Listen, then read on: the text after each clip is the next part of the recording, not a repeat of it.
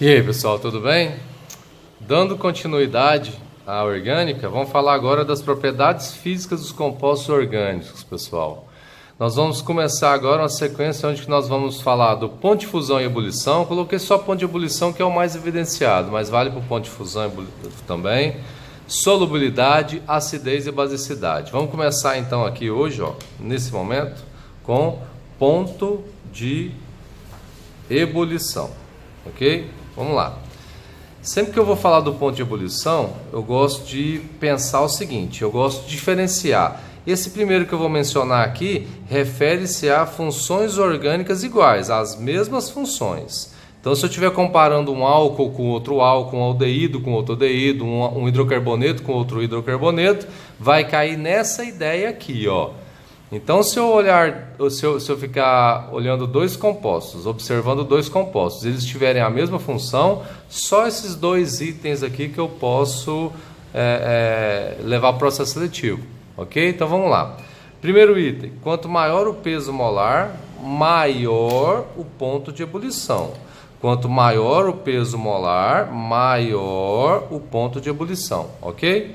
Então vamos dar dois exemplos aqui para a gente comparar o ponto de ebulição das espécies. Exemplo 1, nós temos aqui um álcool e outro álcool, igual vocês estão vendo. Só que esse primeiro álcool aqui só tem 2 carbonos, como vocês estão observando. Esse segundo álcool tem 4 carbonos. Consequentemente, o peso molar desse segundo álcool é maior do que esse primeiro, não é? Então, como eu mencionei, quanto maior o peso, maior o ponto de ebulição. Esse segundo álcool aqui, com certeza tem maior ponto de ebulição do que esse álcool, ok? Beleza? Outro exemplo, esse aqui é um aldeído, esse aqui também é um aldeído. Esse aldeído tem 4 carbonos na cadeia, esse aldeído só tem 1.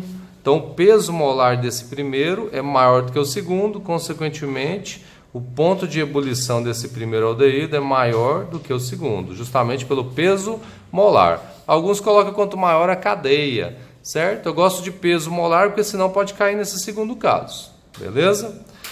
Vamos para o segundo caso? Qual seria esse segundo caso? Seguinte, quanto mais ramificado, menor o ponto de ebulição dos compostos. Vamos entender isso aqui, primeiro vamos caracterizar, depois vamos entender, olha só.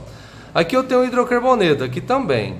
Esse hidrocarboneto tem 1, 2, 3, 4, 5 carbonos e 12 hidrogênios. Esse aqui também tem 1, 2, 3, 4, 5 carbonos e 12 hidrogênios. Então eles têm a mesma massa molar, já não cai nesse primeiro, porque esse tem o mesmo peso desse, mesma quantidade de carbono e hidrogênio que esse também tem.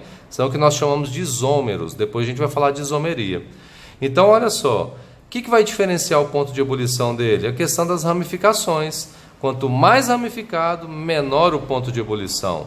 Se vocês notarem, esse primeiro composto aqui, nem ramificado ele tem uma cadeia normal. Ó. Se a gente for achar a cadeia principal dele é essa. Ele só tem carbono primário e secundário.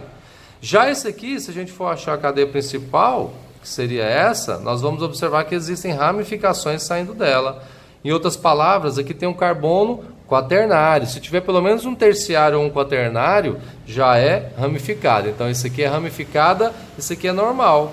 Consequentemente, pelo que nós vimos, quanto mais ramificado, menor o ponto de ebulição. Então, esse primeiro hidrocarboneto tem maior ponto de ebulição do que o segundo. É assim que a gente analisa, ok? Próximo, nós temos aqui 2 álcoois. Ok? Esse tem 1, 2, 3, 4 carbonos, esse 1, 2, 3, 4 carbonos, então eles têm a mesma quantidade de carbono, hidrogênio e oxigênio. Então tem o mesmo peso, não dá para cair no item 1, então cai no segundo. Quanto mais ramificado, menor o ponto de ebulição. Esse aqui nem ramificado né galera? Ó, cadeia normal. Esse aqui nós já temos, depois a gente acha a cadeia principal, a gente acha uma ramificação. Ou seja, esse aqui tem carbono terciário. E esse aqui só tem primário e secundário, certo? Para ter ramificação tem que ter pelo menos um terciário ou um quaternário, ok? Para ser ramificado. Consequentemente, nesse segundo exemplo aqui, o segundo álcool tem maior ponto de ebulição do que o primeiro que é ramificado, certo? Agora, só para a gente fechar essa primeira parte e observar ponto de ebulição para funções diferentes depois, olha só essa ideia aqui. O porquê que quanto mais ramificado, menor o ponto de ebulição, hein, galera? Por que essa ideia será? Vamos pensar da seguinte maneira. Quando essa molécula interage com outra igual a ela no espaço, é como se fosse mais ou menos aqui, ó. Essa molécula teria toda essa área de superfície de contato para atuar com outra molécula igual a ela no espaço.